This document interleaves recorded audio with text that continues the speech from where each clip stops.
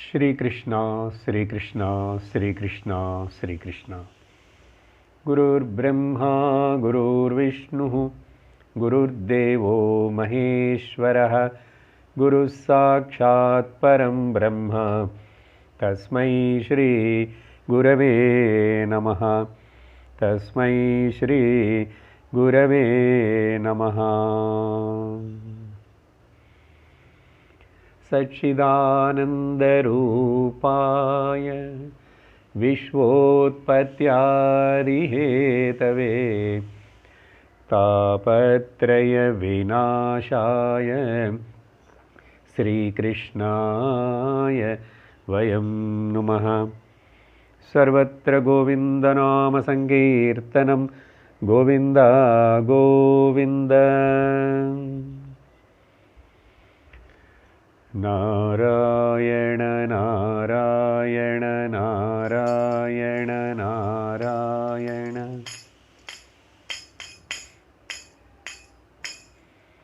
नारायण नारायण नारायण नारायण। नारायण नारायण नारायण नारायण। नारायण नारायण नारायण नारायण। नारायण नारायण नारायण नारायण। नारायण नारायण नारायण नारायण। नारायण नारायण नारायण नारायण। बद्री विशाल भगवान की जय। हरि ओम तत्सत्। శ్రీమద్భాగవత మహాపురాణం మూడవ స్కందం. గడిచిన సత్సంగమునందు విదురుడు మైత్రేయ మహర్షిని కలుసుకొని హిమాలయంలో హరిద్వారం నందు ఆయన దగ్గర నుంచి ఉపదేశమును పొందుతున్నాడు. ఈ కథ అంతా కూడా సుఖదేవుల వారు పరీక్షిత మహారాజుకి చెప్తున్నారు. ఆ సందర్భమున విదురుడు చాలా ప్రశ్నలు వేశాడు మైత్రేయ మహర్షి దగ్గర. అలా అనేక ప్రశ్నలు వేస్తున్నప్పుడు సచ్చిదానంద స్వరూపుడైనటువంటి పరమాత్మ ఎలా బంధమున చిక్కుకొని జీవుడిగా ఈ శరీరంలో ప్రవర్తిస్తున్నాడు అని అడిగాడు. దానికి సుఖమహర్షి మైత్రేయ ఋషి పరమాత్మ సచ్చిదానంద స్వరూపుడు ఏ కాలములో కూడా బంధించబడలేదు. ఇది కేవలం కల్పన మాత్రమే. మాయ వలన భ్రాంతి చేత ఈ జీవుడు తాను బంధించబడి ఉన్నాడు ఈ శరీరములని ఒక తప్పైనటువంటి అభిప్రాయం, అజ్ఞానంతో కూడినటువంటి ఒక తప్పైన అభిప్రాయము. అలా చెప్పి సమాధానం ఇచ్చారు. ఆ తర్వాత సృష్టి గురించి కూడా అనేక ప్రశ్నలు వేశాడు విదురుడు. ఇప్పుడు అవన్నిటికీ సమాధానాలు చెప్పాలి మైత్రేయులు వారు. అక్కడ మరొక ప్రశ్న కూడా వేయబడినది. ఏమిటంటే జీవుని యొక్క తత్వం ఏమిటి? పరమాత్మ తత్వం, ఈశ్వరుడు తత్వం, ఆ పరమేశ్వరుడు యొక్క స్వరూపం ఏంటిది? తర్వాత ఆ పరమేశ్వరుడు యొక్క తత్వమును తెలుసుకొనుటకు, తెలియచేయుటకు ఉపనిషత్తులు చెప్పినటువంటి ఆ జ్ఞానం ఏమిటి?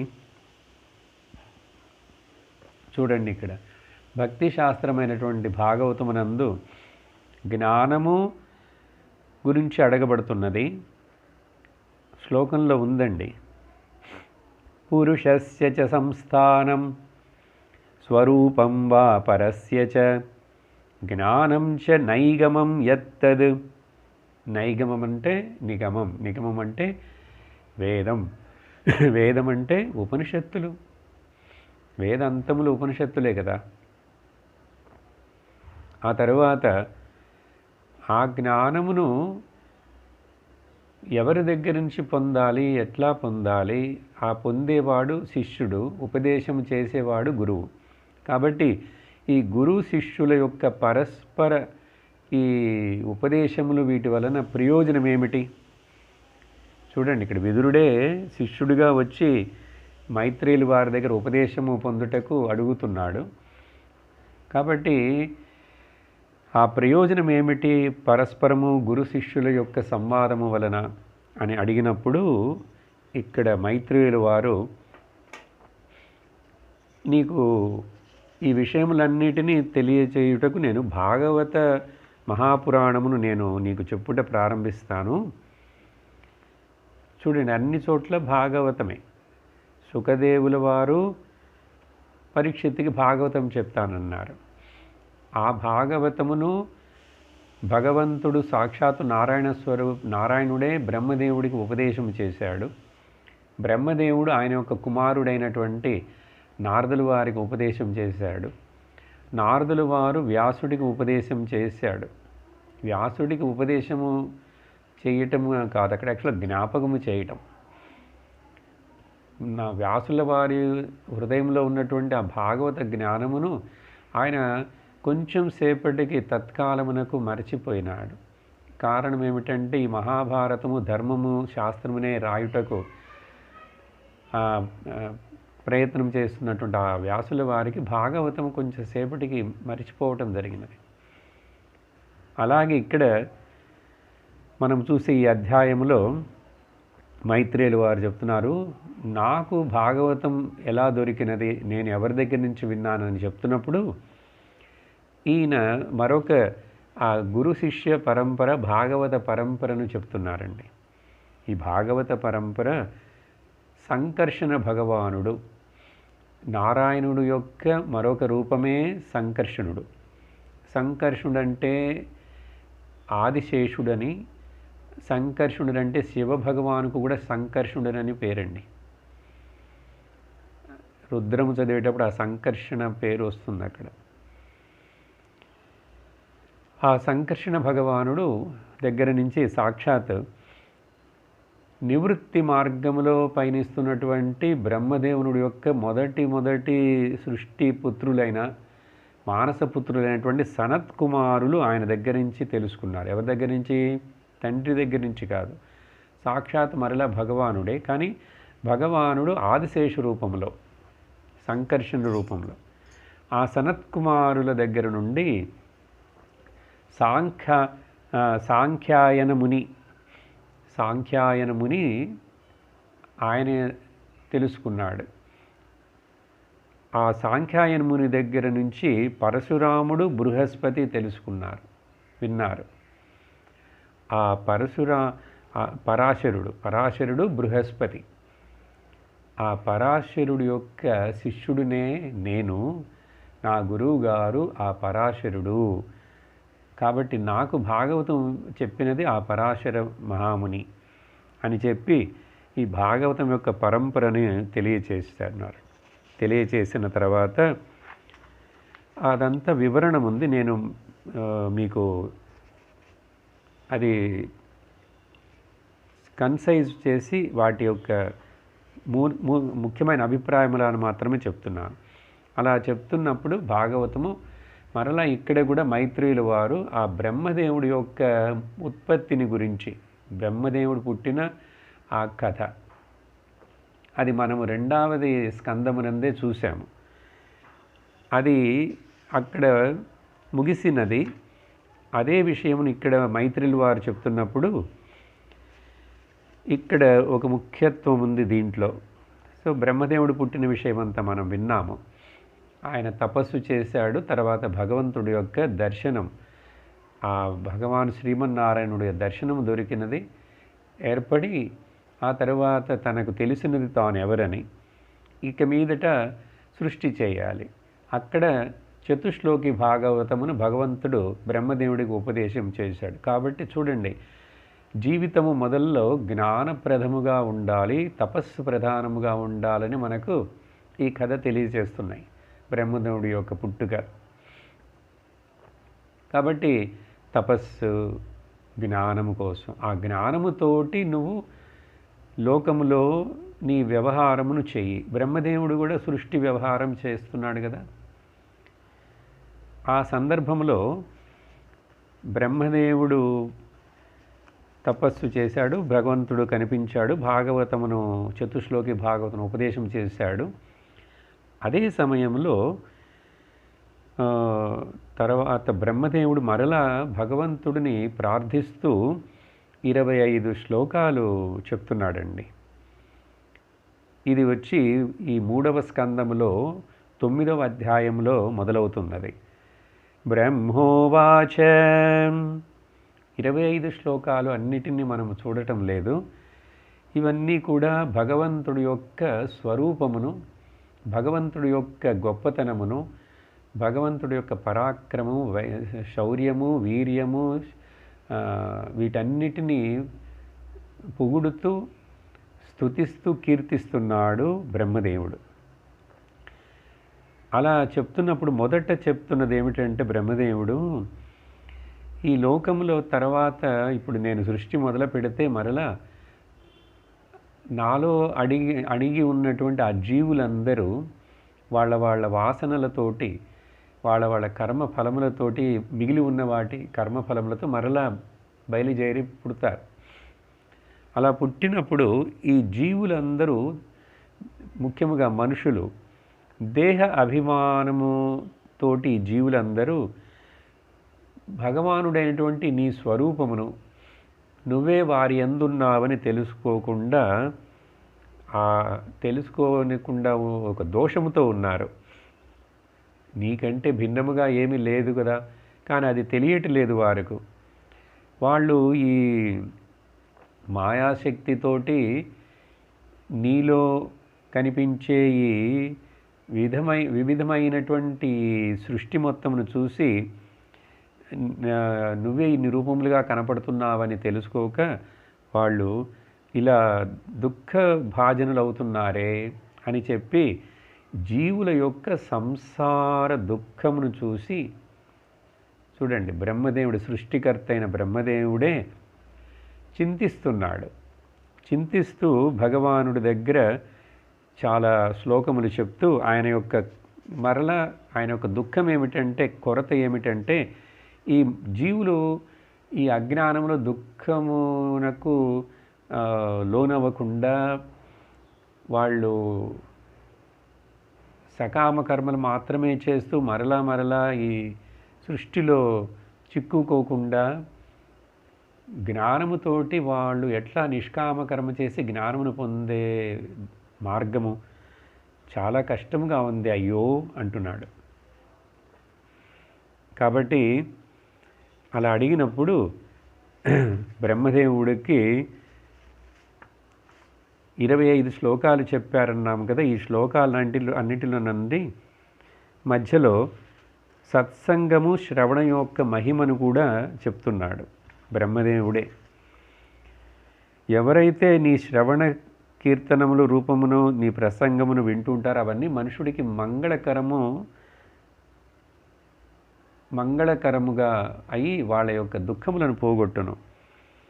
కానీ వాళ్ళ యొక్క ప్రారంధం, కర్మల యొక్క ఫలముగా వాళ్ళ యొక్క బుద్ధిలో ఇటువంటి భావన రావటం లేదే.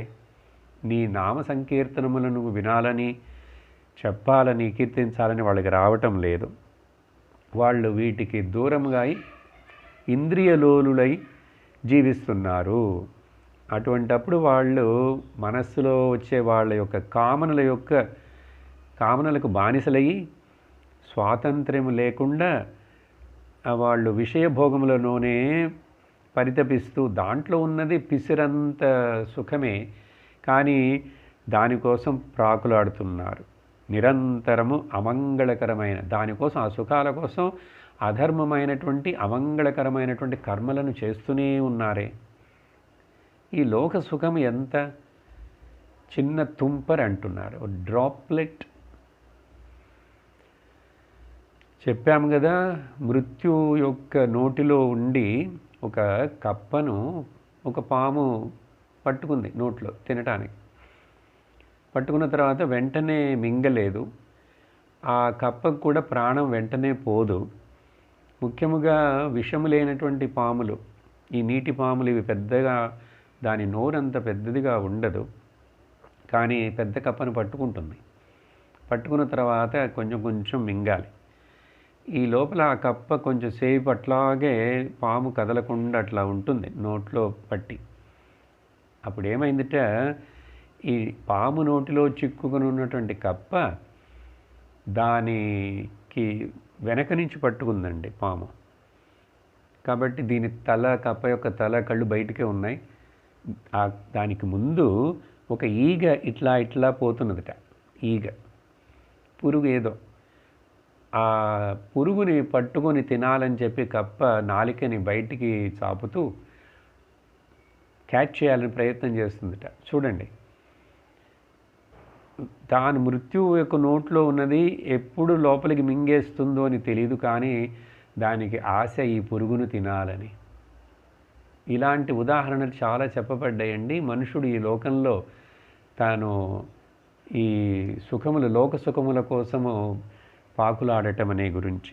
కాబట్టి ఇలా మధ్యలో ఒక శ్లోకంలో వీళ్ళు సత్సంగమునకు పోకుండా, శ్రవణము చేయకుండా ఇలా కాలమును వృధా చేసుకుంటున్నారే. తర్వాత ఈ శరీరమునకు వచ్చే 6 రకములైనటువంటి పిత్త, వాత, కఫ, వీటి వలన వచ్చేటువంటి అనేక సమస్యలు, వ్యాధులు, అపరం లోకంలో వచ్చేటువంటి వాతావరణ మార్పులు, వీటి యొక్క తాపములు, ఇట్లా అనేకమైనటువంటి వాటితోటి భరించటం, తట్టుకోవటం కష్టమైనా కూడా వీళ్ళు మనస్సులో ఒక పక్కన దుఃఖపడుతూ ఇట్లా ఉండి కూడా మళ్ళీ సుఖం ఏదన్నా వస్తుందేమో అని లోకంలోనే ప్రయత్నం చేస్తారు, లోక విషయముల యందు. అలా అని చెప్పి ఇక్కడ సో భగవంతుడా ఏంటి వీళ్ళకి మార్గము అని చెప్పి ఇట్లా తన యొక్క ప్రార్థన స్థుతిలో ఉండి ఇలా చెప్తున్నప్పుడు ఒక్కొక్క శ్లోకంలో, దాదాపు అన్ని శ్లోకములలో శ్రవణము వలన భక్తి ఏర్పడుతుంది. ఆ తర్వాత అటువంటి ఒక మంచి శుద్ధమైన భక్తి ఏర్పడినప్పుడు ఆయనకు, ఆ మనుషుడికి ఇంకా సంసారంలో నుంచి కొంచెం కొంచెం వాడికి బంధం తొలగిపోతుంది. ఎలా అంటే భక్తి రావటం వలన మొదట కామనలు, లోక విషయములు వాడికి ఇంకా ఇష్టం ఉండవు. అదే మాదిరి ప్రాణులందరిని కూడా సమభావముతోటి చూస్తాడు. కాబట్టి ఇక్కడ ఒక శ్లోకంలో చెప్తున్నారండి, భక్తి యొక్క లక్షణం ఏమిటంటే భూత దయ కలిగి ఉండటము. సర్వభూతముల మీద దయ. ఏంటంటే ఎందుకు, సర్వభూతముల యందును ఆ సాక్షాత్తు నారాయణుడే ఉన్నాడు కాబట్టి ఆ భూత దయ ఉంటుంది. అలా భూత దయని చూపించే మనుషుడి మీద, భక్తుడి మీద దానివలన పరమాత్ముడు చాలా సంతోషిస్తాడట, ప్రసన్నుడవుతాడట. ఈ భూతదయ అనే గుణము వలన భగవంతుడు ప్రసన్నమైనంతగా వేరే నువ్వు ఎంత నైవేద్యములు, వడపప్పులు, పానకాలు, పులిహోదరులు పెట్టినా కూడా ఆయన ప్రసన్నుడు కాడుటండి. చూసారా? కానీ మనం ఆ భూతదయను మంచిగా మాట్లాడటము, ప్రేమతో చూడటము, ద్వేషము లేకుండా, అసూయ లేకుండా ఉండటం అనేది చేయకుండా, కానీ ఖర్చు చేసి ప్రసాదాలు మాత్రం మంచి మంచి కాస్ట్లీ అన్నీ చేస్తాం. అది చెప్తున్నారు ఇక్కడ. ఆ తర్వాత ఒక శ్లోకమునందు ఇంకొకటి, దేని వలన ప్రసన్నుడవుతాడు భగవానుడు, ఎటువంటి భక్తుడు భగవంతుడికి ఇష్టమవుతాడు అంటే ఈశ్వరార్పణ బుద్ధితోటి తన యొక్క కర్మలన్నిటినీ ఎవరు చేస్తారో చూడండి, ఈశ్వరార్పణ బుద్ధి, అర్పణ భావముతోటి. కాబట్టి అలా భగవంతుడా బ్రహ్మదేవుడు చెప్తున్నాడు స్తుతిలో, నీకు సమర్పించి చేసే ఏ ధర్మమైనా కూడా దాని వలన ఆ మనుషుడికి సమర్పించాలి, ఈశ్వర అర్పణ బుద్ధితోటి చేయాలి. అటువంటి వాడికి ఏ కాలమునందు కూడా నాశనం ఉండదు, నష్టం ఉండదు, వాడికి మంగళమే ఏర్పడుతుంది అని చెప్పి అలా ప్రార్థిస్తున్నప్పుడు అండి చక్కగా ఈ అనేక నామాలతోటి చివరిలో నమస్కారం చెప్తున్నాడు. 4-5 నామాలు చెప్తాను. ఇవి మనము మామూలుగా విష్ణు సహస్రనామాలు అక్కడ విననటువంటి నామాలు. ఒక శ్లోకమునందండి, శ్లోకమంతా కూడా ఆయనకి నిపీత భేద మోహాయ నమః, బోధ దిషణాయ నమః, ఇలా ఒక శ్లోకంలో. అప్పుడే అట్లా అంటే అర్థమండి, జ్ఞాన స్వరూపముగా మొదట నిపీత భేద మోహాయన్న ఎటువంటి భేద భ్రమను లేనటువంటి వాడు. భేద భ్రమ లేని వాడు అంటే ఆయన అసలు తప్ప మరొకరు లేరు కదా, అంతటా సర్వత్రా తనే వ్యాపించున్నాడు కాబట్టి భేదం మోహం అనేదే భగవంతుడికి లేదు, పరమాత్మకి లేదు. కానీ జీవాత్మ అని వచ్చినప్పుడు ఇక్కడ ఈ జీవాత్ముడు పరమాత్మ అంశమే అయి ఉన్నా కూడా వీడికి మోహం పోవడం లేదు. కారణం ఏమిటంటే చింతించలేదు, విచారించలేదు. అలాగే బోధ దిషణాయ నమః అంటే జ్ఞానమే స్వరూపం, జ్ఞానస్వరూపుడిగావే జ్ఞానమునకు అధిష్టానముగా ఉన్నటువంటి వాడా నీకు నమస్కారము. ఆ తర్వాత సో ఈశ్వరాయ నమః. అలాగే ఒక శ్లోకమునందు నామాలు మొదట చెప్పేస్తాను, 5-6 ఉన్నాయి ఇంకా. భువనద్రుమాయ నమః, సంసారం అనే వృక్షం రూపంలో ఉన్నటువంటి వాడా నీకు నమస్కారము.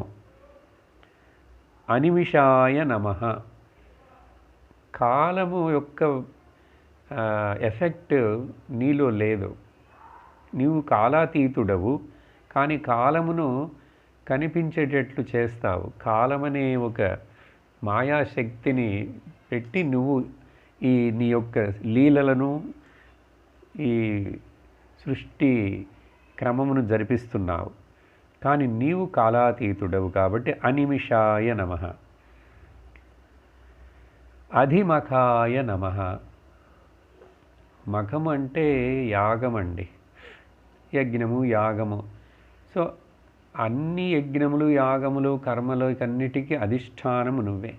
అన్ని కర్మల కంటే మనం అంత తేలిగ్గా అర్థం చేసుకోలేము, కానీ యజ్ఞము యాగమునకు అధిష్టాన దేవత.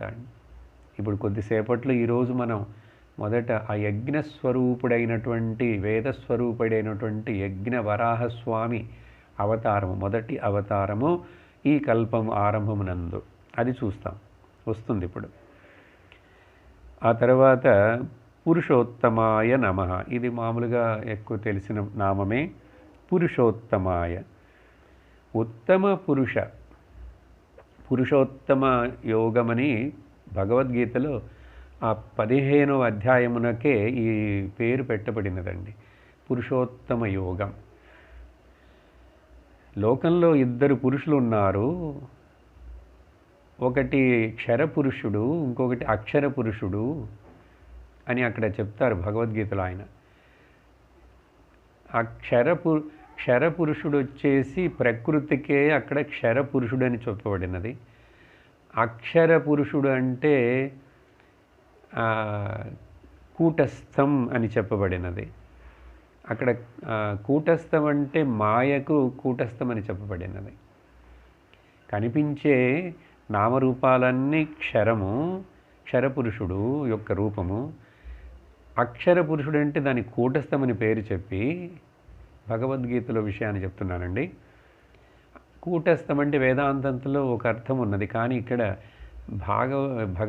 శంకరుడి భాష్యంలో అక్కడ ఏది మనల్ని మైమరపించి మన కన్నులు కప్పి మనకు సత్యమును తెలియకుండా చేసి ఆ మాయ ఉంది చూసారా, ఆ మాయ చేసేటువంటి కూటం అంటే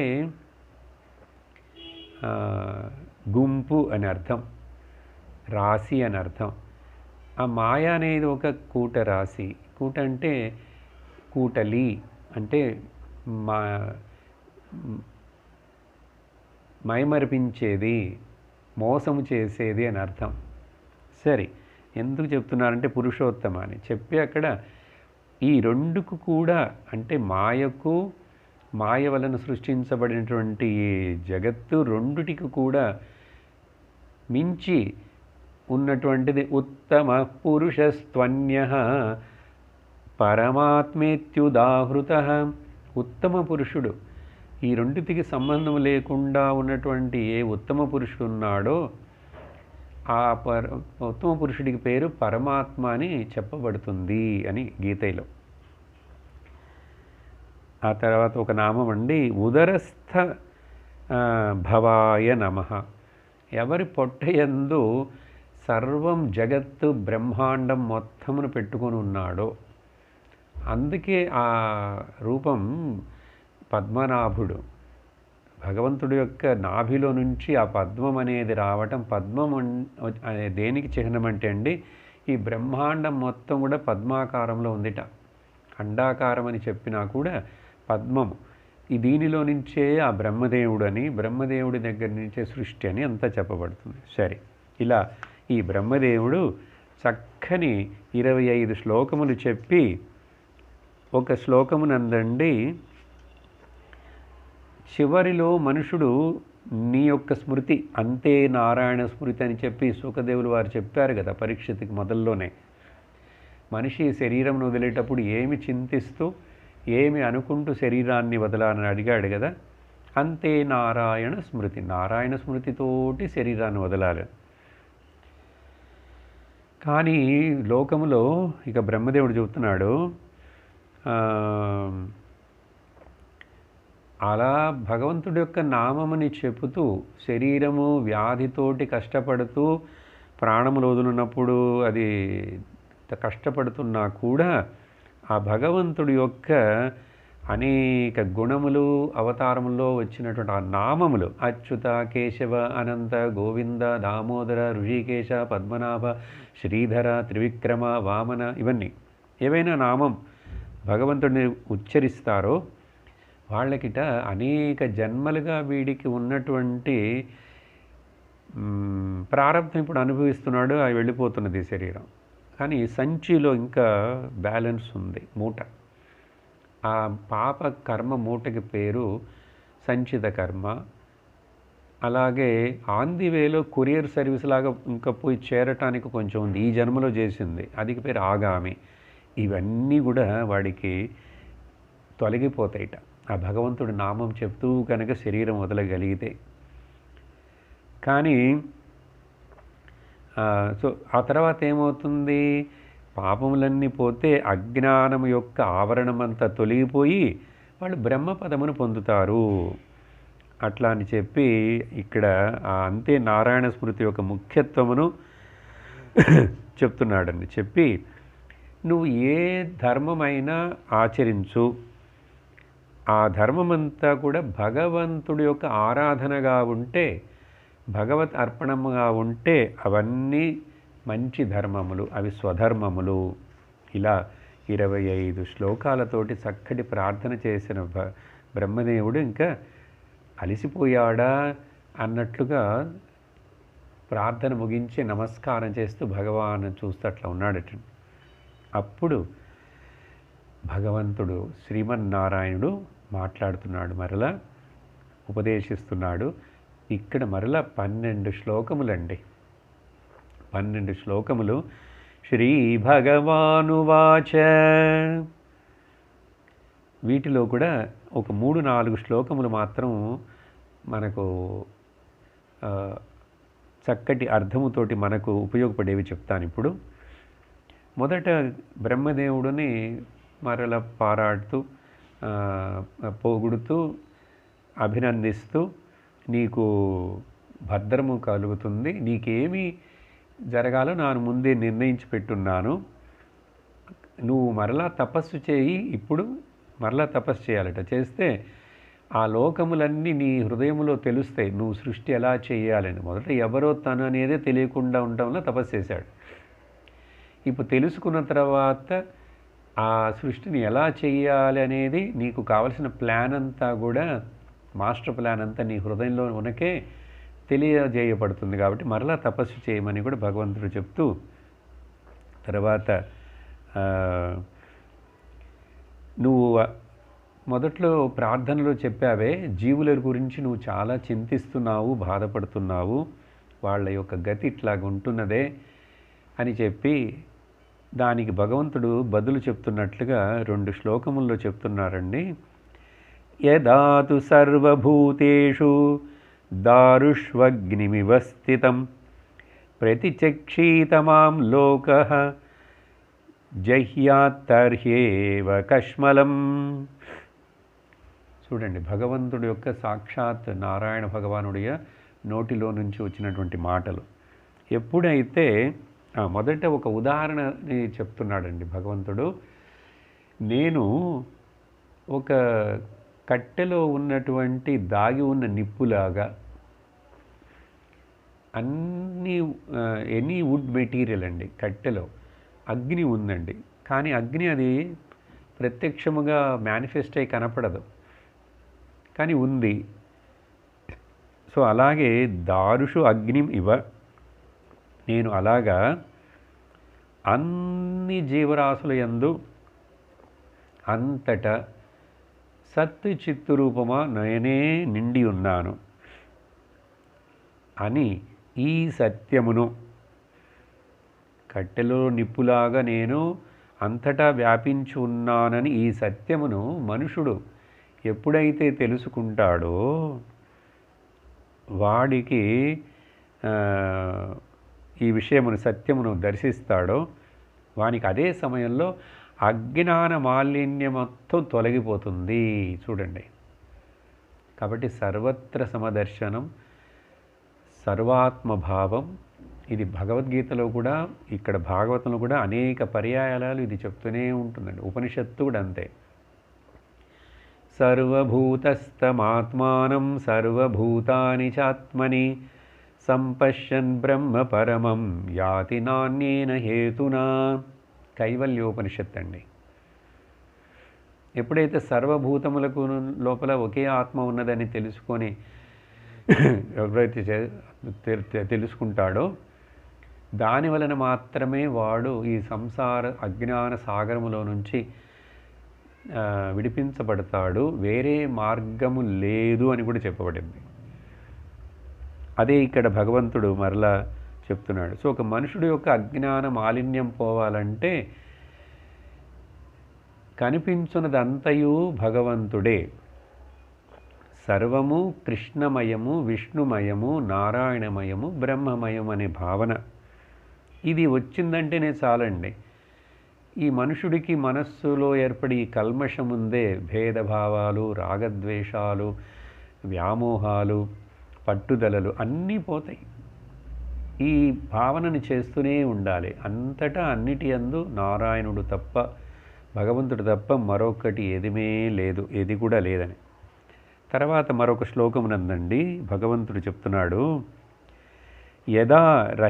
యదా రహితమాత్మానం భూతేంద్రియ గుణాశయైః స్వరూపేణ మయోపేతం పశ్యన్ స్వరాజ్యమృచ్చతి. ఇప్పుడు ముందు చెప్పిన శ్లోకంలో మెసేజ్ ఏమిటంటే, ఆ భావన అంటే భక్తి. అటువంటి భక్తి, భగవత్ భావన ఈజ్ కాల్డ్ భక్తి భావన. భగవంతుడిని గురించే, భగవంతుడు తప్ప మరొకటి లేదు అని అనుకుండేటువంటి ఆ భావనలో ఉన్నటువంటి ఉండేటువంటి ఆ భావనకు పేరు భక్తి అండి. అటువంటి భావన ఉన్నటువంటి వాడు భక్తుడండి. అది ఒక భక్తి మూలంగా చెప్పి, ఇప్పుడు జ్ఞానపరముగా వీళ్ళు ఇట్లా చింతించి తర్వాత ఆ భక్తి ఒకటి ఉంటే చాలదు. భక్తికి తర్వాత జ్ఞానం రావాలి. జ్ఞానంతో కూడినటువంటి భక్తి అవ్వాలి అది. కాబట్టి ఆ జ్ఞానము రావుటకు రెండో శ్లోకంలో ఏం చెప్తున్నారంటే, ఏమిటి జ్ఞానం, దేని గురించి, ఎట్లా, పంచమహాభూతములు, ఇంద్రియములు, అపరం ఆ తర్వాత 3 గుణములు, సత్వ రజస్ తమో గుణములు, ఇవన్నీ ఉన్నాయి కదా. ఈ అంతఃకరణము ఇవన్నీ కూడా అంటే పంచకోశములండి. ఇవన్నీ కూడా వీటన్నిటికీ విలక్షణముగా ఉన్నది ఆ పరమాత్ముడు, ఆత్మస్వరూపుడు, పరబ్రహ్మ ప్రత్యక్ భిన్నం. అంటే అది వేరుగా ఆత్మ రూపంలోనే అందరిలో ఉన్నాడు. కానీ ఈ 5 పంచకోశములు ప్రకృతి యొక్క మ్యాటర్ కాకుండా ఉన్నాడు. అప్పుడంటే స్థూలము కాకుండా ఉన్నాడు, అభిన్నముగా ఉన్నాడు. కాబట్టి పురుషుడు ప్రకృతి, క్షేత్రము క్షేత్రజ్ఞుడు. ఇక్కడ అదే చెప్తున్నాడు, స్వరూపేణ మయోపేతం. స్వరూపంలో తెలుసుకోవాలి. వాళ్ళ అంతఃకరణములో తను నాను అనుకుంటున్నటువంటి ఆ భావన ఆత్మది, అదే పరమాత్మ అని ఎప్పుడు మనుషుడు ఇట్లా భావించి పరబ్రహ్మ స్వరూపము కంటే నేను భిన్నము కాదు, కానీ ఇప్పుడు వరకు అజ్ఞానం వలన నేను అనుకుంటున్నటువంటి ఈ మనస్సు, బుద్ధి, శరీరాలు, మనోబుద్ధి, చిత్తహంకారాలు నేను అనుకుంటున్నటువంటిది భ్రమ, అది నేను కాదు. అదేది కాకుండా ఉన్న నేను నేనే, ఆ నేను పరబ్రహ్మమే అని తెలుసుకుంటాడో వాడు ఆ క్షణమునందే స్వరాజ్యం మృచ్చతి, అంటే మోక్ష సామ్రాజ్యమును పొందినాడు, మోక్షమును పొందినాడు అని అర్థం. మోక్షం అంటే ఏంటి? జ్ఞానం పరిపూర్ణమైపోయింది. చూడండి, 2 విషయాలు.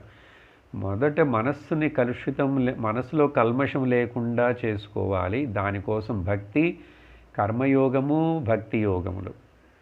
ఎప్పుడు అంతఃకరణము శుద్ధి అయిపోయినదో అక్కడ ఈ జ్ఞానం ప్రకాశిస్తుంది. ఈ జ్ఞానం ప్రకృతికి సంబంధించినటువంటి మనస్సు, బుద్ధి, చిత్తహంకారాలు నేను కాను, నేను శివోహం, చిదానంద రూపుడైనటువంటి శివుడు నేను అని తెలుసుకుంటాడు. ఇది మోక్షం అండి. ఇలా భగవంతుడు. కాబట్టి జీవుడు దుఃఖపడాలి అని చెప్పి అక్కడ నియమముగా అట్లా విధించలేదే. జీవుడు మనుషుడి యొక్క చేతిలో ఉన్నది, వాడి యొక్క పురుష ప్రయత్నంలో ఉన్నది. విధి, కర్మలు, ప్రారంధము, పోయిన జన్మ యొక్క కర్మలు ఇవన్నీ వచ్చి వాళ్ళని తొందర చేస్తున్నా కూడా కొంచెం వివేకంతో ఎప్పుడైతే ఆ భక్తిని చేసి భగవంతుడి అనుగ్రహంతో వాడు లోకంలో ఇలా భక్తితోటి జీవిస్తాడు.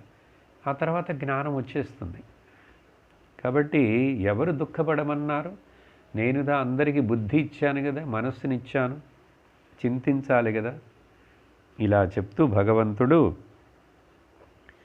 మరలా బ్రహ్మదేవుడికి తనను గురించి చెప్తూ సృష్టి చేయమని చెప్తూ బ్రహ్మదేవుడు చేసినటువంటి 25 శ్లోకాలు స్తుతి ఉంది చూసారా,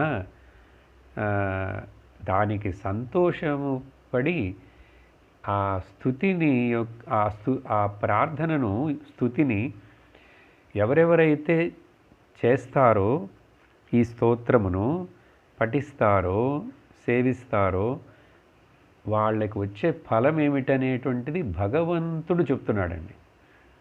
ప్రార్థన చేసినది బ్రహ్మదేవుడు, కానీ బ్రహ్మదేవుడు చేసినటువంటి ఆ ప్రార్థన యొక్క ఫలశ్రుతి మనకు అన్ని ప్రార్థనలలో, స్తుతులలో చివర ఫలశ్రుతి చెప్పబడుతుంది కదా.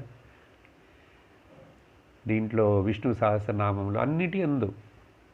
అలాగే ఇక్కడ భగవంతుడే తనే చెప్తున్నాడు, అలా నీవు చేసినటువంటి అద్భుతమైనటువంటి స్తుతి ఉందే నా గురించి, దీనిని ఏ మానవుడైతే నిత్యము పఠిస్తాడో, సేవిస్తాడో, నా యొక్క అనుగ్రహము వాళ్లకు పూర్ణముగా లభించి నేను సంతోషం ప్రసన్నుడై వాళ్ళ మనస్సులను శుద్ధము చేసి వాళ్ళ కోరికలన్నిటినీ నేను నెరవేర్చేదను. అంటే అన్ని కోరికలు అంటే ఏమిటి?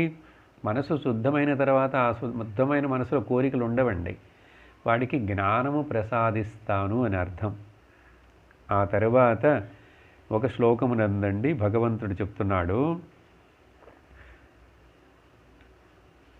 భగవంతుడిని ప్రసన్నుడిగా చేసుకోవాలి. మనం ఏమి చేశాము ఏమి చెయ్యలేదు అని కాదు, మనం చేసినదికి చెయ్యనందుకు భగవంతుడికి సంతోషము కలిగినదా, భగవంతుడు ప్రసన్నుడైనాడా? దానికి భగవంతుడే చెప్తున్నాడు ఒక శ్లోకము, పూర్తేన తపసా యజ్ఞైః దానైర్యోగ సమాధినా రాద్ధం నిశ్రేయసం పుంసాం మత్ప్రీతిస్తత్వ విస్మతం. తత్వవేత్తలు, మహానుభావులు, జ్ఞానులు చెప్తున్నారు. చూడండి, భగవంతుడు కూడా మాట్లాడేటప్పుడు నేను చెప్తున్నాను అని అనడు. భగవద్గీతలో కొన్ని చోట్ల అలా చెప్పినా కూడా తన వాక్యములుగా ఎక్కడా చెప్పలేదండి. అన్నిటికీ అంటాడు, శాస్త్రం ఇట్లా చెప్పినది, ఉపనిషత్తులు ఇలా చెప్పినవి, పెద్దలు ఇలా చెప్పారు, పూర్వీకులు ఇలా చెప్పారు, జ్ఞానులు ఇలా అన్నారు అంటాడు. చూసారా?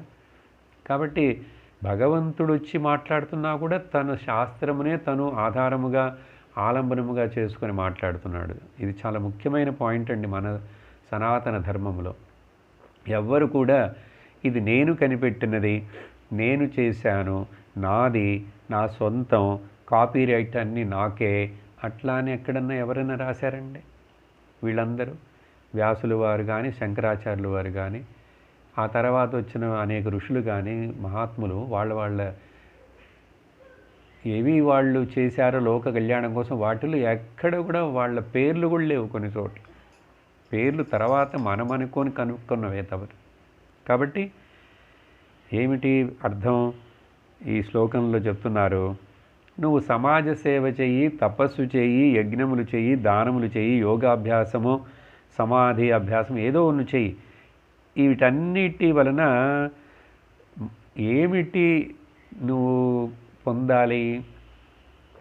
సో అన్నిటికంటే శ్రేష్టమైన శ్రేయస్సు ఏమిటంటే, ఇవన్నిటి వలన నేను ప్రసన్నుడ, భగవంతుడు చెప్తున్నాడు, నన్ను ప్రసన్నుడిని చేసుకున్నట్టుకై అని తత్వవేత్తల యొక్క నమ్మకం, వాళ్ళ సిద్ధాంతం ఇది అంటున్నారు. కాబట్టి చూడండి, మనము ఎంత చేస్తున్నాము, ఎన్ని చేస్తున్నాము కాకుండా ఏ భావముతో చేస్తున్నాము. ప్రసన్నుడు భగవంతుడు మనం ఎలా ప్రవర్తిస్తే, మనం ఎలా చింతిస్తే, మనం ఎలా మాట్లాడితే ఆ భగవంతుడికి ఇష్టమవుతుంది, ఇవన్నిటిని తెలుసుకోవాలండి చక్కగా. భగవద్గీతలో వీటన్నిటినీ, భక్తి యోగంలో వేరే అనేక చోట్ల చక్కగా వివరించబడినది. ఇక్కడ కూడా వస్తాయి భాగవతంలోనే. కాబట్టి మన యొక్క గమనం గమనించాలి, దాని మీద ఉండాలి మన యొక్క గమనిక. అలా చెప్పి తర్వాత ఒక చివరిగా మరొక శ్లోకము చెప్తున్నాడండి భగవంతుడు.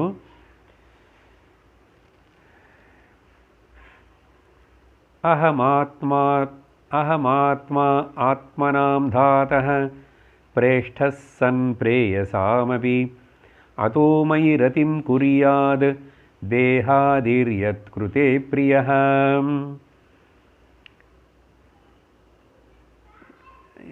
ఈ శ్లోకంలో బ్రహ్మదేవ, ఈ లోకమునందు జీవులకు, ముఖ్యంగా మనుషులకు ప్రీతిని కలిగించే వస్తువులు, విషయములు చాలా ఉంటాయి వాళ్ళ ఇంద్రియముల ముందు. కానీ ఆత్మ అన్నిటికంటే చాలా ప్రియమైనది అందరికీ. దాన్ని మనం ప్రాణమని అనుకుంటుంటాం, కానీ ప్రాణం కూడా కాదు, ఆత్మ. అందుకని బృహదారణ్యకోపనిషత్తునందు యాజ్ఞవల్కుల వారు ఆయన యొక్క భార్యామణి అయినటువంటి మైత్రేయికి చెప్తారు, హరే మైత్రేయి, ఆత్మనస్తు కామాయ సర్వం ప్రియం భవతి. వాళ్ళకి అందరికీ కూడా వాళ్ళ మీదే వాళ్ళకి ప్రీతి వలనే ఆ ప్రీతి అక్కడ ఉన్నది, అది బయట వస్తువుల మీద ప్రతిఫలిస్తున్నప్పుడు వాటి మీద పడి వాటన్నిటిని ప్రియపడేది తన ప్రియం కోసం. భార్యకు భర్త ప్రియం భర్త కోసం కాదు, భార్య కోసం. ఇట్లా అనేక ఉదాహరణలు ఆ ఉపనిషత్తులో చెప్పబడతాయి అక్కడ. అలాంటి అర్థముతోటి ఇక్కడ భగవంతుడు ఏం చెప్తున్నాడంటే, కాబట్టి ఆత్మ సచ్చిత్ స్వరూపమైనటువంటి ఆత్మ అన్నిటికంటే అతిశయించి ప్రియమైనది. ఆత్మయందు ప్రీతి ఉండుట చేతనే దేహము, ఆ ప్రీతి దేహము మీద బయట అన్నిటి మీద వస్తువుల మీద ఇంద్రియములకు ప్రకాశిస్తున్నది. లోపల ఆత్మ, ప్రియమైన ఆత్మ ఉంది. ఆత్మ యొక్క స్వరూపం ప్రియం, ఆనందం. అది అక్కడ రిఫ్లెక్ట్ అవుతుంది కాబట్టి వాటన్నిటి యందు ప్రీతి కలుగుతున్నది. కాబట్టి ఇప్పుడు ఆత్మ అని అన్నారు. ఆత్మ ఎవరు? ఆత్మ నేనే. కాబట్టి నేనంటే భగవంతుడు చెప్పుకుంటున్నాడు. కావున ఏమిటి ఇప్పుడు ఏమంటారు? మానవుడు, మనుషుడు నా యందు అంటే ఆత్మయందు భక్తిని చేయవలయను. కుర్యాద్ దేహాది అత్కృతే ప్రియ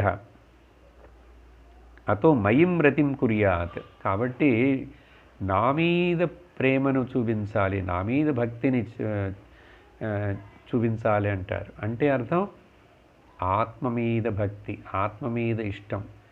అందుకని నారద భక్తి సూత్రములలో నారదుల వారు చెప్తారు, భక్తి అంటే ఏమిటంటే స్వస్వరూప అనుసంధానమేవ భక్తిత్యవిధీయతే.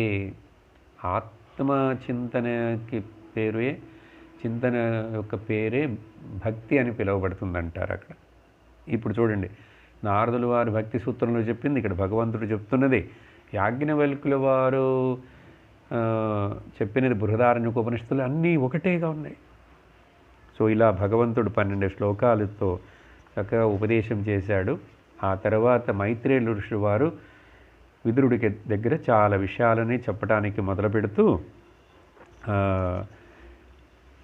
సృష్టి గురించి, మొదట సృష్టి ఎలా జరిగింది ఏమిటి అన్నారు కదా, ఇక్కడ చూడండి కొంచెం కథ లాంటి విషయం. మనకు 10 రకాల సృష్టి ఉంది ఓ విదురా, చేయబడినది. ఆ 10 రకాల సృష్టిని 2 రకాలుగా పిలుస్తారు. ప్రాకృత సృష్టి, వైకృత సృష్టి. ప్రాకృతము, వైకృతము, ఇలా మొత్తం. అలాగే ఈ 2 కలిసి ఉన్నటువంటిది. వీటిల్లో 6 వచ్చి ప్రాకృతమైన సృష్టి, 3 వచ్చి వైకృతమైన సృష్టి అని చెప్తున్నారు. లిస్టు మాత్రం నేను కొంచెం అర్థం చేసుకోవడానికి మనం విందాం. మొదట చెప్తున్నారు,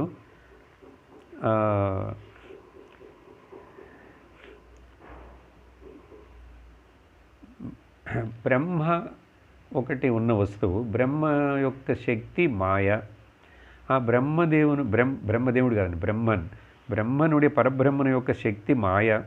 తర్వాత 3 గుణములు, వాటిల్లో వచ్చేటువంటి వైషమ్యములు, ఇవన్నిటి వలన మొట్టమొదట మహత్తత్వము అంటే సమష్టి జ్ఞానశక్తి క్రియాశక్తుల సమూహం అండి.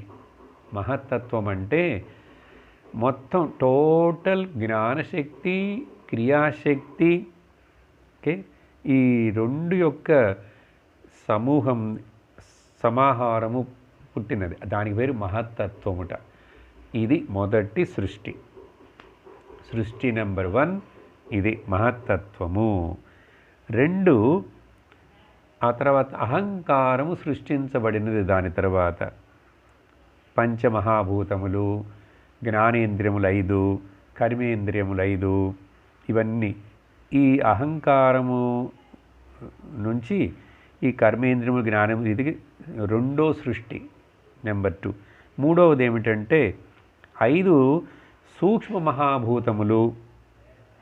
ఈ సూక్ష్మ మహాభూతములు వలన వాటి యొక్క సమ్మేళనం జరిగింది, కలిసినవి అవన్నీ, పంచీకరణం జరిగి ఆ తర్వాతని ఈ ఆకాశము, జలము, పృథ్వీ, ఆ వాయువు అన్నీ 5 స్థూలమైన భూతములు వచ్చినాయి.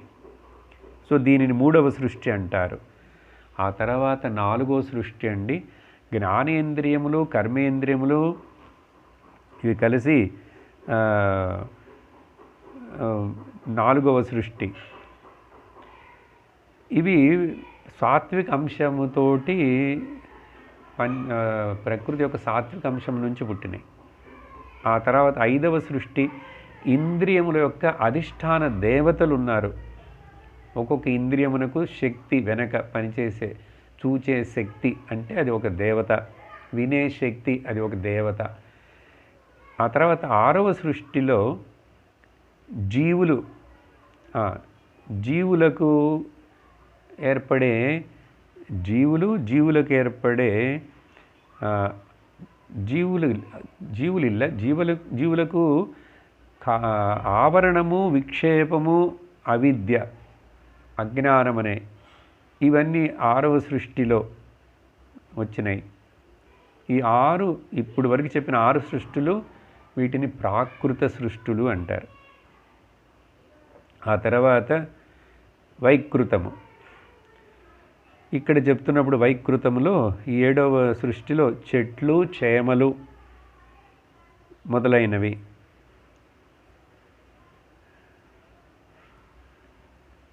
ఈ చెట్టు, చేమలు ఈ సృష్టిలో 6 రకాలు ఉన్నాయిటండి. వనస్పతులు, ఓషధులు, లతలు, త్వక్స్కారములు. ఓకే, వనస్పతులు అంటే అర్థమైంది మీకు, పువ్వులు అవి లేకుండా ఫలమునిచ్చేటువంటి చెట్లండి, రాగి చెట్టు ఇలాంటివి. ఓషధులు అంటే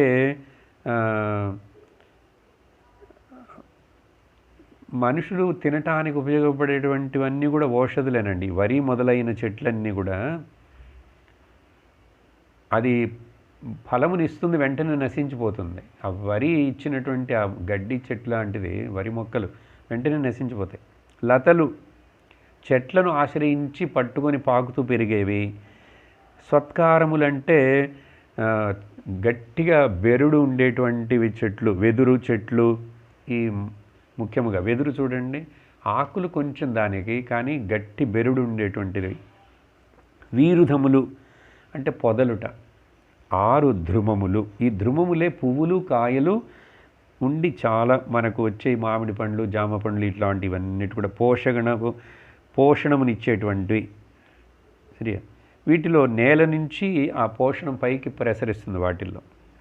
ఆ తర్వాత ఇవి ముఖ్యంగా తమో గుణముతో కూడినటువంటివి. వీటికి అంతఃకరణం అనే వికాసము, మనస్సు అనేది లేదు. కానీ అంతఃకరణ వికాసము చాలా కొంచెం ఉందిట. వీటిలో స్పర్శ గుణం మాత్రము ఇవి అనుభవించగలుగుట. మనం తాకితే అవి తెలుసుకోగలుగుతాయిట.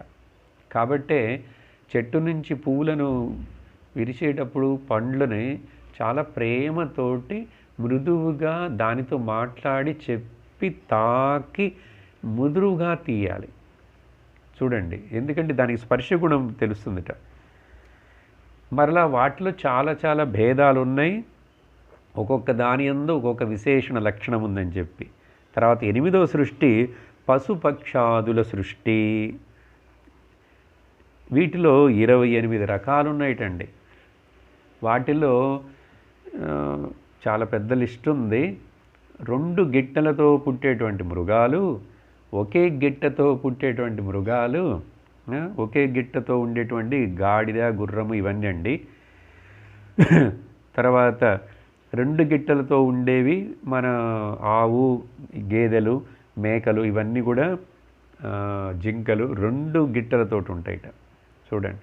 తర్వాత 5 గోళ్ళు ఉండేటువంటి కాళ్ళకి కానీ చేతులకు కానీ జంతువులు, కుక్క, నక్క ఇవన్నీ, పెద్ద పులి కానీ ఇవన్నీ గోళ్ళతోటి ఉంటాయి. ఇలా కలిసి తర్వాత 8 సృష్టులు అయినాయా. 9వ సృష్టి మనుష్యుడు. ఓకే, ఈ మనుషుడికి ఆహారము నోటిగుండా పైన తీసుకొని కిందకి వెళుతుందండి. సో ఇట్లా 9 సర్గలైన ఇప్పుడు దీంతో. ఆ తర్వాత 10వ సర్గములో అది ఉభయం మిక్స్డ్గా ఉంటుందిట. అంటే 2 చెప్పారు కదా ఇప్పుడు, ఆ 2 కలిసి ఉంటుంది. ఏంటి 2? ప్రాకృతము వైకృతము కలిసి ఉండొచ్చు వాటిల్లో. కాబట్టి ఆ లిస్ట్ ఏమిటి? దాంట్లో దేవతలు, పితృదేవతలు, అసురులు, గంధర్వులు, అప్సరసలు, యక్ష రాక్షసులు. అందుకనే కొంతమంది వాళ్ళు వేరే వేరే మనకు తెలియని రూపాల్లో ఉంటారు, మిక్స్డ్గా ఉంటారు. రాక్షసులకు కొమ్ములు ఎందుకు రావటం?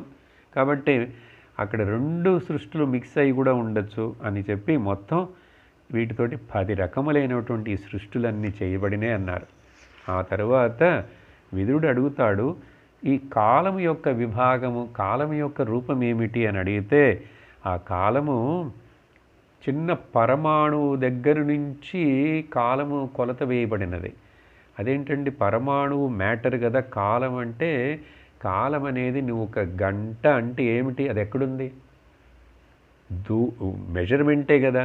ఇప్పుడు 1 కిలోమీటర్ పోవటానికి ఎంత సమయము పడుతుందంటే అర్థం అది. అప్పుడు 1 కిలోమీటర్ అని చెప్పినాను సరే, అరగంట అని చెప్పినాను, 2 ఒకటే కదా.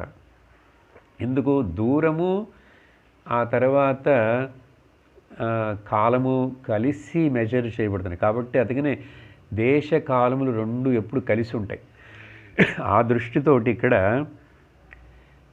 అంత కథగా ఉంది కదా. కొంచెం చిన్న ఇన్ఫర్మేషన్. తర్వాత వరాహావతారం వస్తుంది, ఇవాళ తర్వాతను చూద్దాం. పరమాణువు దగ్గర నుంచి ఇదే చాలా చిన్న కాలముట. ఈ పరమాణువు తర్వాత 2 పరమాణువులు ఇది ఒక అణువు, 3 అణువులు కలిస్తే ఒక త్రశ్రేణు, అలాగే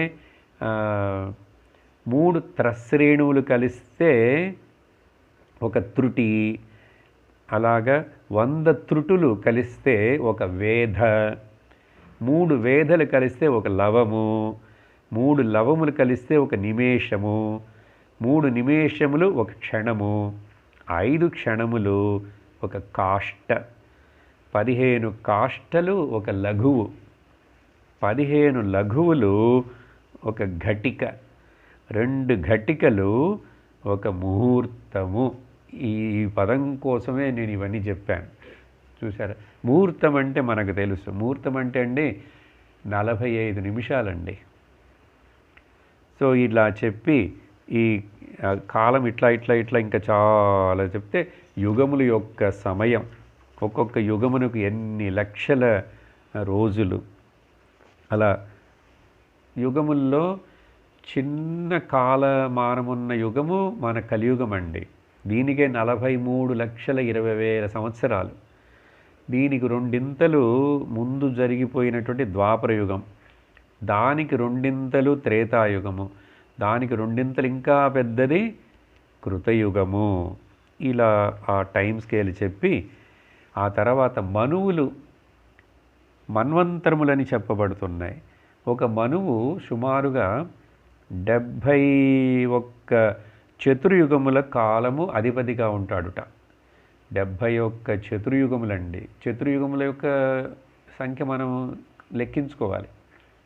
అలాంటివి 71 చతుర్యుగములు జరిగితే ఒక మన్వంతరం. ఇప్పుడు ఉదాహరణకి మనము వైవస్వత మనువు మనల్ని పరిపాలిస్తున్నాడు. ఇప్పుడు ఆ వైవస్వత మనువు పరిపాలిస్తూ ఎన్ని సంవత్సరాలైంది? ఇప్పుడు ఎంత అయిందంటే టైము ఆయనకి 28వ కలియుగం జరుగుతున్నదట ఇప్పుడు. ఎందుకంటే 71 చతుర్యుగములు అని చెప్పాం కదా. అందుకనే 28 కలియుగే అని సంకల్పం చేసేటప్పుడు వింటామండి. నెక్స్ట్ టైం ఎప్పుడైనా సంకల్పం చేస్తున్నప్పుడు ఆ బ్రాహ్మణుడు వినండి, చెప్తారు. 28 అంటే 28వ కలియుగంలో చూడండి, ఆ లెక్క మొత్తం వస్తుంది అక్కడి నుంచి. బ్రహ్మదేవుడికి ఇప్పుడు 50 ఏళ్ళు నిండిపోయి 2వ భాగమైనటువంటి 50లో ఉన్నాడట ఇప్పుడు. అంటే షష్ఠి పూర్తి చేసుకుంటాడు తొందరలో. ఆయనకి షష్ఠి పూర్తి చేయాలంటే ఎంత పెద్ద కళ్యాణ మండపం కావాలి, ఎక్కడ చేయబోతున్నారో ఏమిటో. సరే, ఇలా ఆ పరార్థము బ్రహ్మదేవుడి యొక్క 100 ఆయుష్ కాలమును 2 భాగాలుగా విభజిస్తే మొదటి పరార్థము, రెండో పరార్థము. ఇప్పుడు ఆయన రెండో పరార్థంలో ఉన్నాడు. అలా చెప్పి ఈ సృష్టి విస్తారము మొత్తం ఎట్లా తర్వాత అంత వీళ్ళు దేవతలు వీళ్ళు వచ్చారని చాలా ఒక అధ్యాయం మొత్తం అలా చెప్పబడింది. చెప్పిన తర్వాత మనము వెంటనే ఇంత సృష్టి ఇలా చేస్తున్నాడు. మొదట బ్రహ్మదేవుడు మరీచి మొదలైనటువంటి గొప్ప మహర్షులను పుట్టించాడు. అంతకుముందు సనత్కుమారులు పుట్టారు. కానీ వీళ్ళందరూ కూడా జ్ఞాన సంపన్నులయ్యి ఎవరు కూడా సృష్టిని వృద్ధి చేయుటకు గృహస్థులు అవ్వటం లేదు వీళ్ళు. అలా ఉన్నప్పుడు ఈయనకు ఏమిటి ఎంత శ్రమపడినా కూడా ఈ జనులు సృష్టి వృద్ధి కావటం లేదే అని చెప్పి బ్రహ్మదేవుడు తలంచి దానికి ఏమిటి ప్రయత్నం చేయాలని భావిస్తున్నప్పుడు ఆయన శరీరమే చూడండి, ఇక్కడ ఒక టర్నింగ్ పాయింట్. ఆయన శరీరమే 2 భాగాలుగా విభజనమైపోయిందిట. బ్రహ్మదేవుడు 2గా విడిపోయి అప్పుడే అక్కడ స్త్రీ అండ్ పురుషుడు, ఒక భాగం స్త్రీగాను ఇంకొక భాగం పురుషుడుగాను ఏర్పడినది. అప్పుడు ఆ కహ అనే పేరుతో పిలువబడే బ్రహ్మదేవుడి కహ అనే పేరు ఉందని చెప్పాం కదా. ఎందుకంటే ఆయన నేనెవరిని ప్రశ్నించాడు కాబట్టి మొదల్లో కహ అందుకని ఆయనకి పేరే కహ బ్రహ్మదేవుడి యొక్క శరీరం 2గా విభజించినందువలన ఏర్పడిన 2 దేహములు కాబట్టి ఈ దేహమునకు కాయము అని పేరు వచ్చిందిటండి. కాయము అని చెప్పబడుతుంది. ఎవరు వీళ్ళిద్దరూ? ఇప్పుడు వీళ్ళకి పేర్లు. స్వయంభూ మను అప్పుడు అంటే మొదటి మను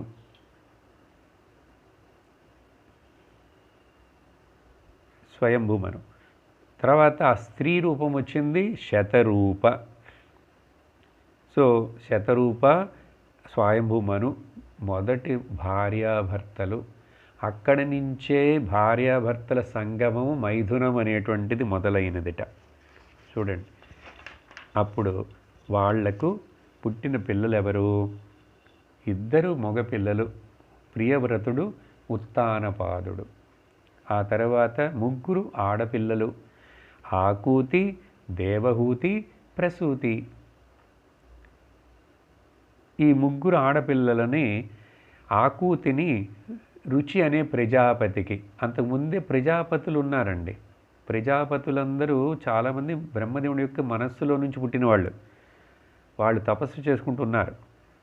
వాటిలో అట్లా ఆకూతిని రుచి అనే ప్రజాపతికి ఇచ్చిని, దేవహూతిని కర్దం అనే ప్రజాపతుడికిచ్చి, ప్రసూతిని దక్ష ప్రజాపతికి ఇచ్చి వివాహం చేశారు.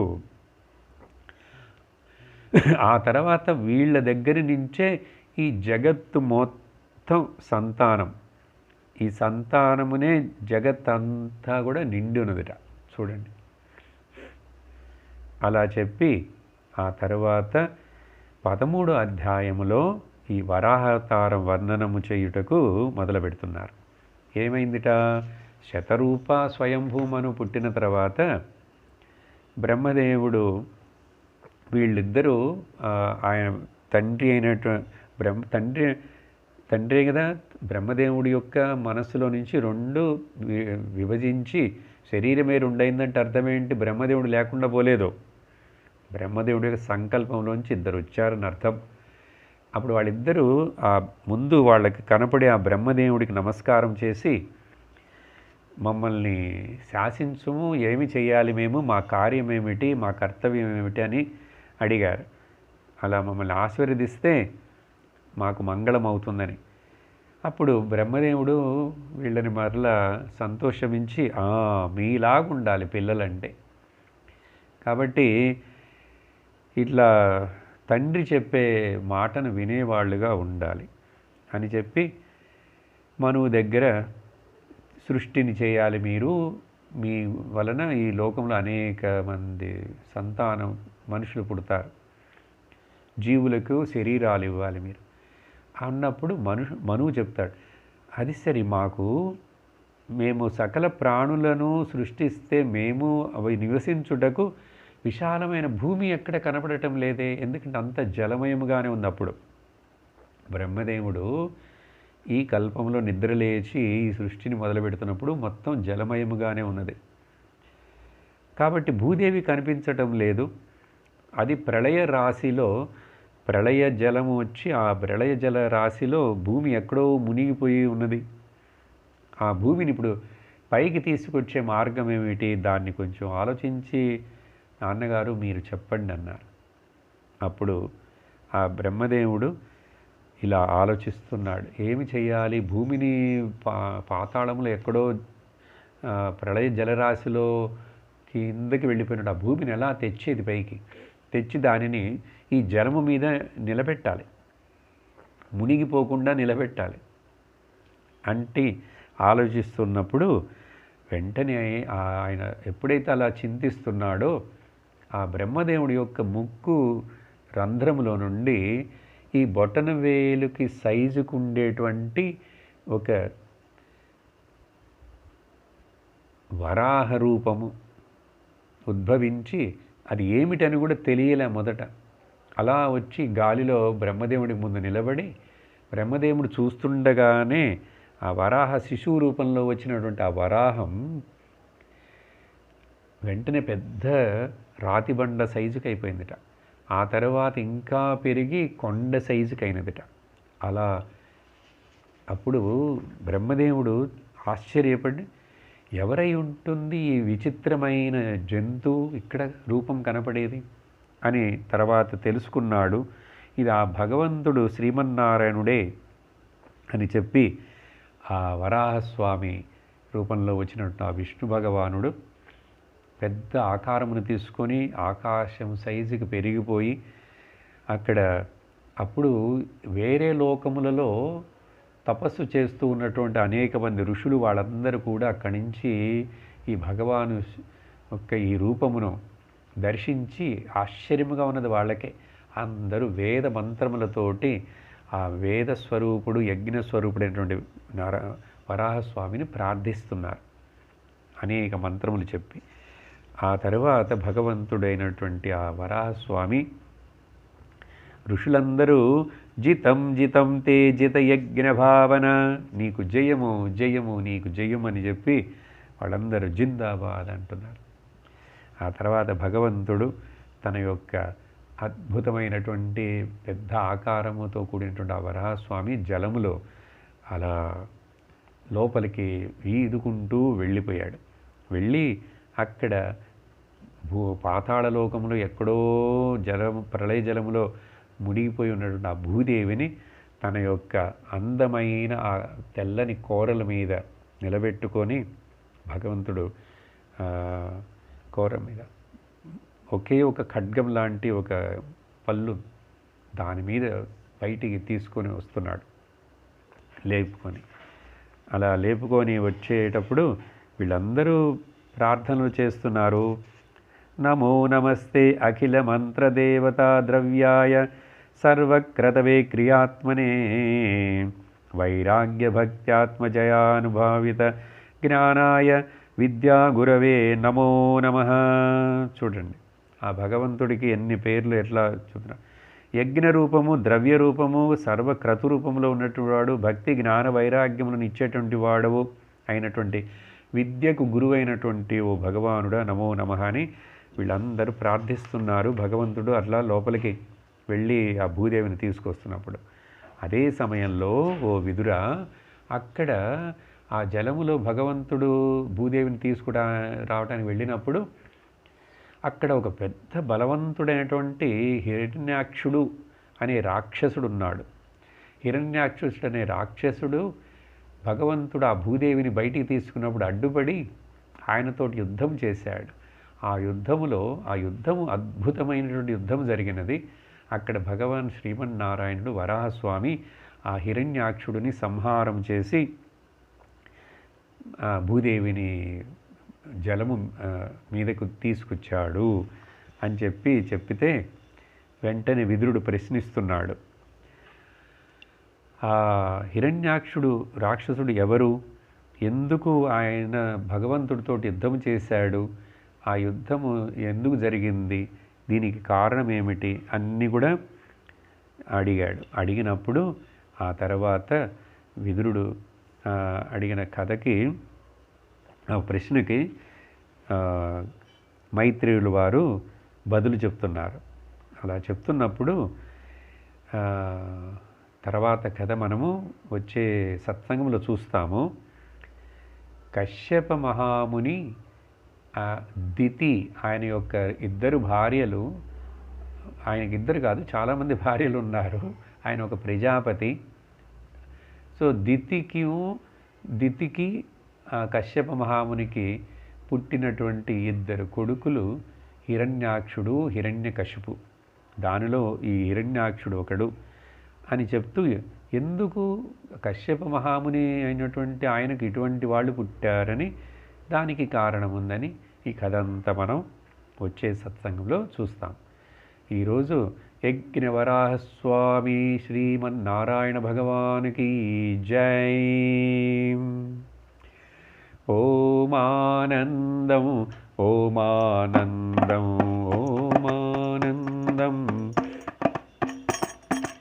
ఓమానందం సచ్చిదానందం ఓమానందం బ్రహ్మానందం ఓమానందం ఆత్మానందం ఓమానందం కృష్ణానందం ఓమానందం అమృతానందం. ఓం నమః శివాయ ఓం నమః శివాయ ఓం నమః శివాయ ఓం నమః శివాయ ఓం నమః శివాయ ఓం నమః శివాయ. సర్వత్ర గోవిందనామ సంకీర్తనం గోవింద గోవింద. ఓం లోకాః సమస్తాః సుఖినో భవంతు లోకాః సమస్తాః సుఖినో భవంతు లోకాః సమస్తాః సుఖినో భవంతు. ఓం శాంతి శాంతి శాంతి. హరి ఓం. శ్రీ గురుభ్యో నమః. హరి ఓం. హరి ఓం తత్సత్.